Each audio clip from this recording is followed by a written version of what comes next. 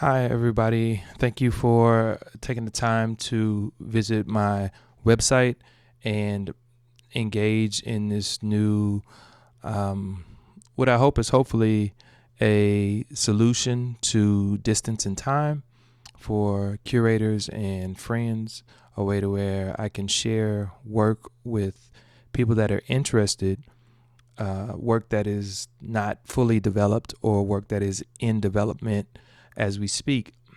And so some of the work also is work that I have worked on and that is complete, but at the same time, this is an opportunity for you to see it alongside of other work. And this video allows me or allows us a way to kind of introduce ourselves to the work, for me to introduce the work to you, and then at the same time kind of talk about it. But at the same time, I'm trying to be brief too, because the purpose of this is, of course, accessibility and convenience. So, anyway, once you come into studio visits, you'll also be able to see a general artist statement and then bodies of work. I'm going to go past the artist statement because I allowed you to read that yourself. But I will kind of preface the work by saying that my work is really about politics, but the politics of portraiture, and it's also about this idea of really trying to step outside of the bounds of art a little bit, or at least challenge the very reason for making art. And really, what I'm trying to challenge, the way I'm trying to challenge that is trying to really love through my art in a way. And as much as that is not just controversial, but also just a really strong challenge to whether or not that can even be done, whether or not art as we know it is even meant to love, then but I've always thought about, why am I making work, and also how I want to make work, and that problem is definitely inherent to artists. But I was thinking about that in grad school, and I was thinking about that in terms of my work, and I wanted to make work that was personal, but and largely just because I'm just an intrinsically motivated person, and so I didn't want to make work that really asked questions that were too distant from my own interests or even my own experiences. So anyway, you'll see under Real Lyric that there is a statement here and then history of Real Lyric. And so I won't necessarily, again, I don't want to read anything, but I just really want to preface it by using my own words and maybe just flipping through it so you can see it.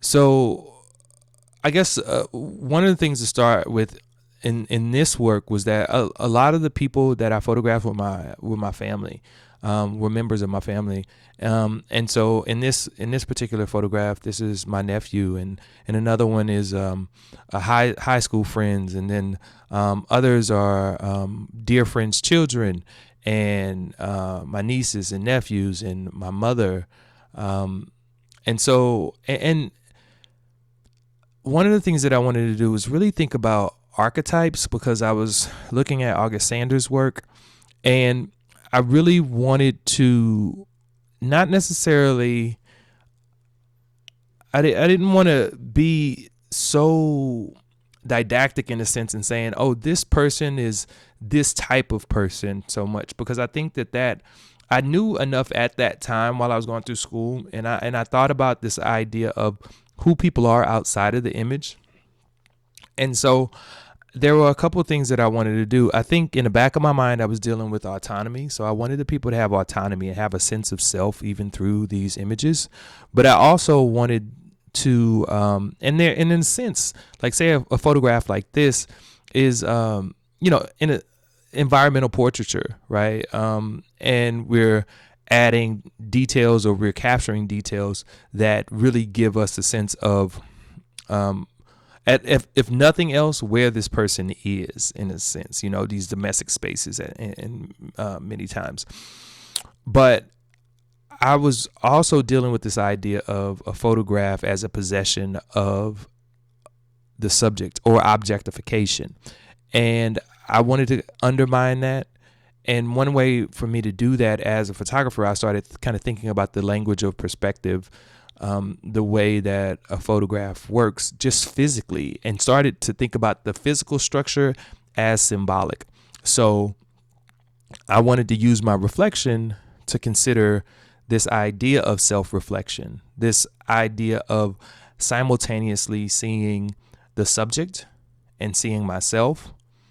And that created, that visual syntax created a statement, which echoes in my mind, which is, when I see you, I see myself, right? Which is something like a love letter, in a sense, right? It's definitely lyrical. And then I also knew that because of mirrors, for instance, the subject would be larger than I was.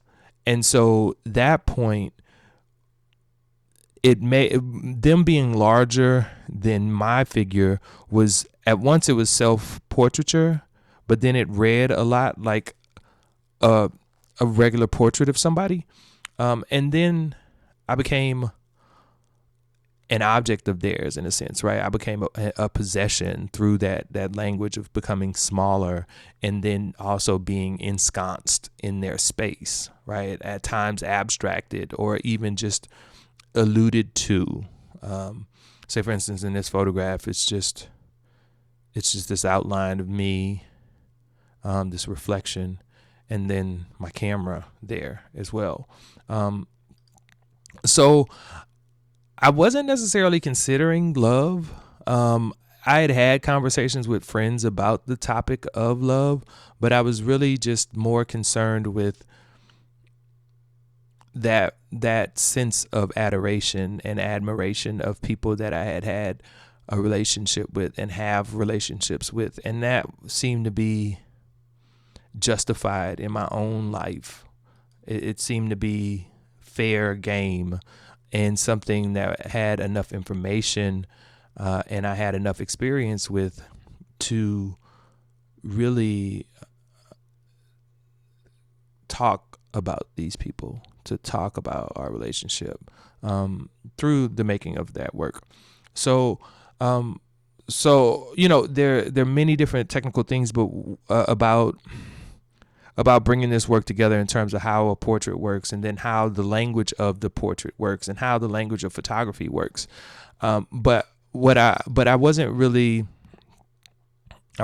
thinking about love per se, but that was something that, in a sense, would develop over time. So that's Real Lyric, and then now. I've made a few different bodies of work, and I'm also working on different things right now. But besides this work, but this is kind of the big project that I'm working on currently, and everything else is kind of either in development, or it's working off of information that I'm gaining from making this work. And the name of this work is All We Be. And All We Be is an interesting body of work to me, because what I'm dealing with is the portrait as description, right? Being clear, the clarity of a portrait, its ability to be not truthful, but I'm more interested in the universality. I've even in Real Lyric, I was interested in universality, but I was really the problem with universality is that universality suggests that we're all the same, in a sense, right? And I think that that's a very dangerous thing to say, to intimate, in a sense, although, well, it's dangerous to say it without nuance, because there is definitely truth to it. We're all humans, and we all have, we all have very similar lives because of the way that humanity lives and strives to live and normalize living. And so what I've been trying to do in a sense is, decenter the viewer, or change the way I engage with the viewer.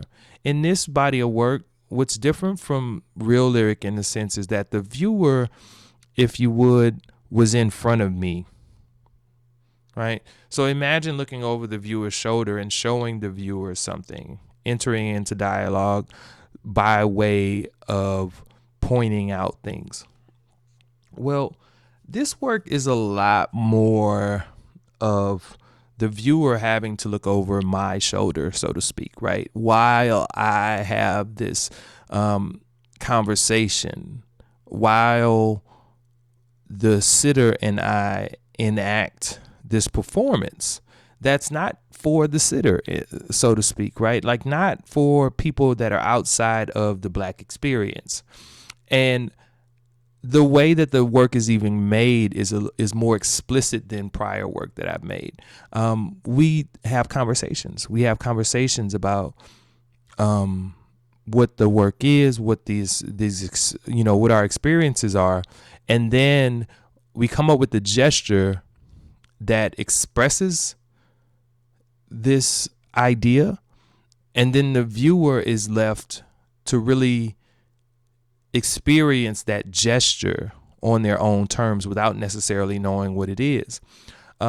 Initially, I thought about putting text panels up, right, in between each one of these. So these would, in a sense, be diptychs, but they would be diptychs that aren't connected. And then the text panels would also be like written words that, in a sense, alluded to portraiture. So they would, in a sense, be a description or prose that hint at description and engage in the type of description that is not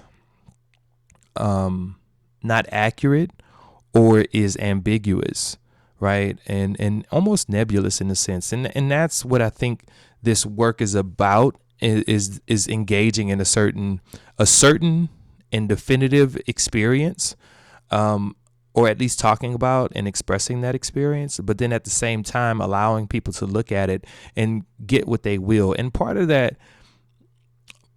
my motivation for doing that is thinking about humanity and thinking about the nature of humanity. And so there's a very direct way of thinking and expressing this work, but then at the same time, I want the viewer to not necessarily meet something that is didactic or something that seems linear, but it is something that is falling apart. So the gestures that we talk about, it may be two different things, two different ideas, and really the captions are really accompanied by, or there's the insertion of and or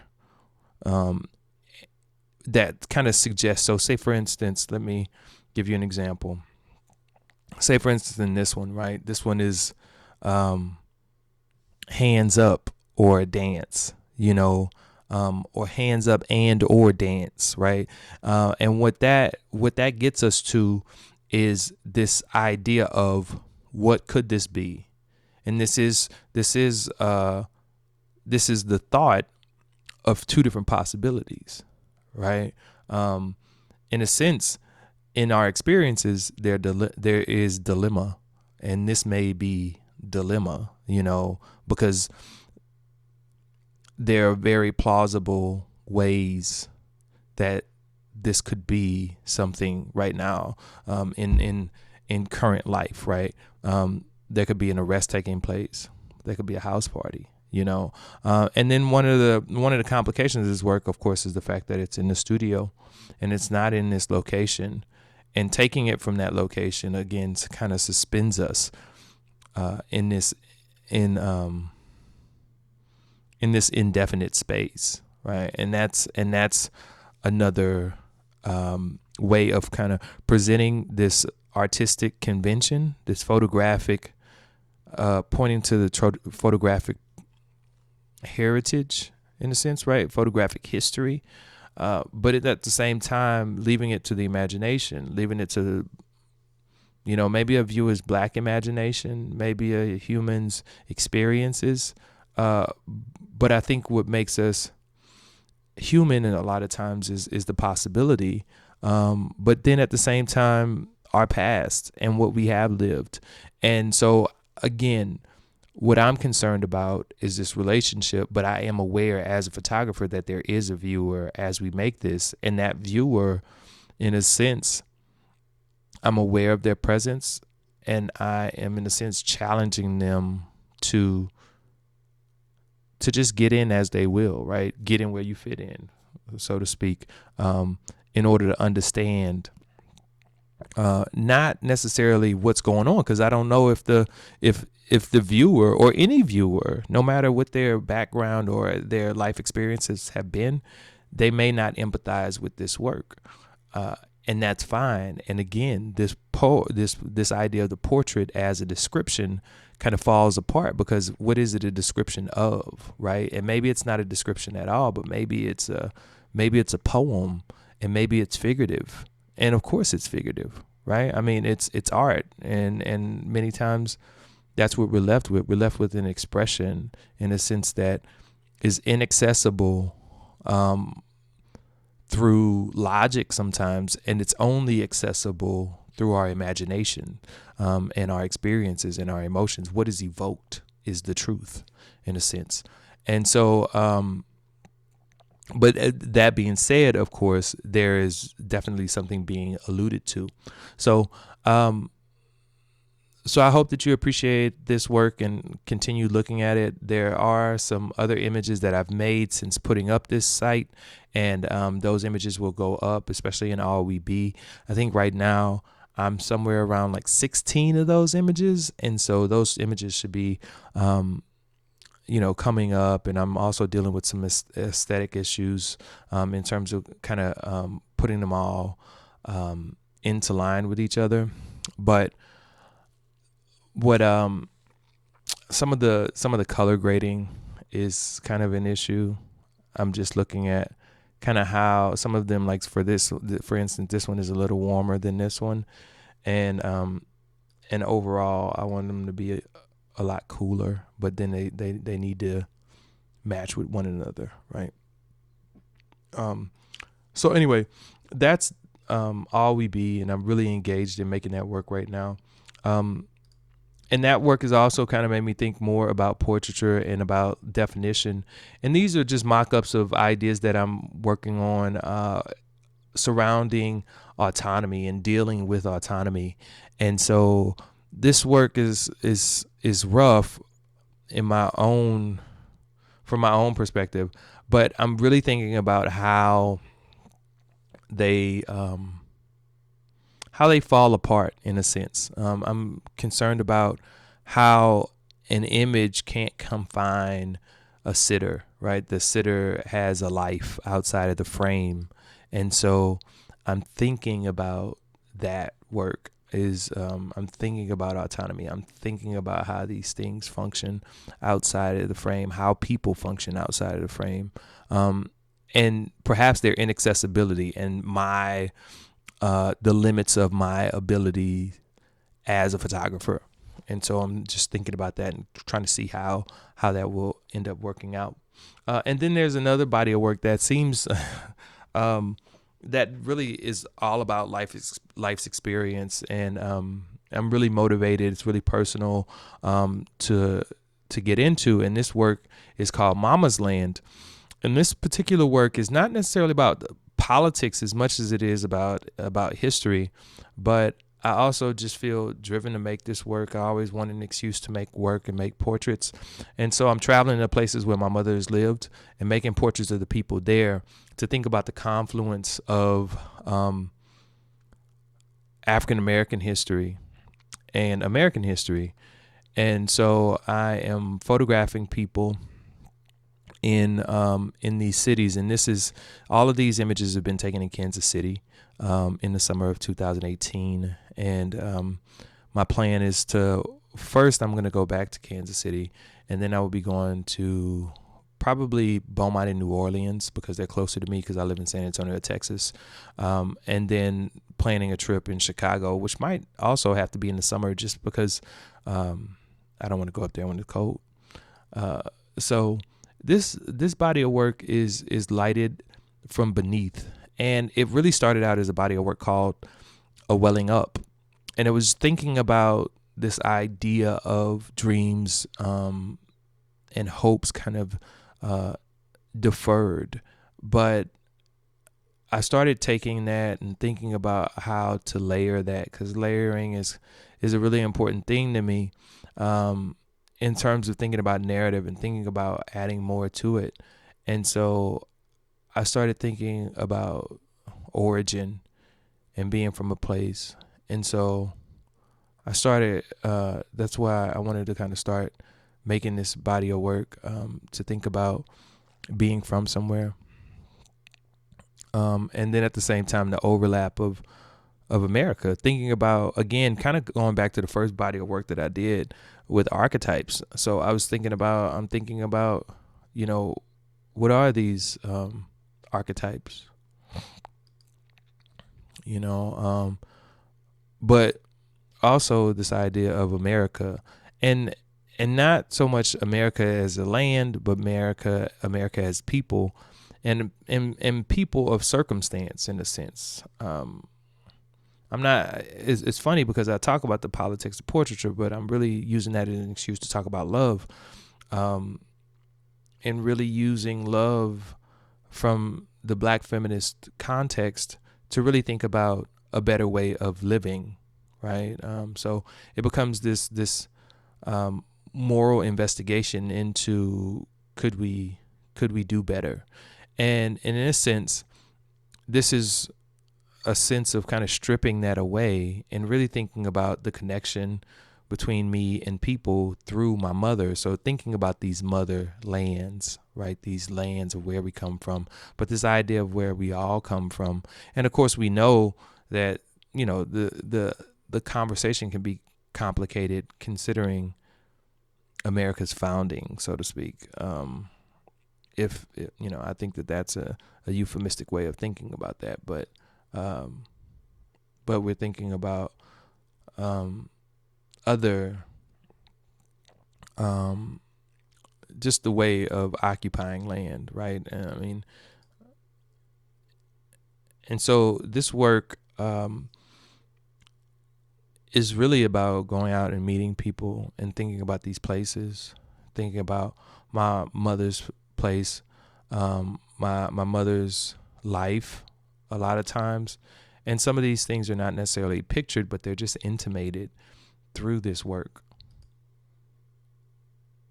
One of the things that I continually think about lately is, and really pushing, is that I think a portrait has to be enough. It has to be enough. And many times it's not treated as such, but that's what I'm really interested. I'm really interested in just letting portraits work and to embrace their shortcomings, right? Embrace that photographs, they don't have narrative and they don't tell us everything. And then there is the problem of the fact that people are lending their bodies to us. Well, what will we do with that? And I always want to be challenged with that. What, the moral implications of speaking generally about a specific person's identity in a sense that they've lent you.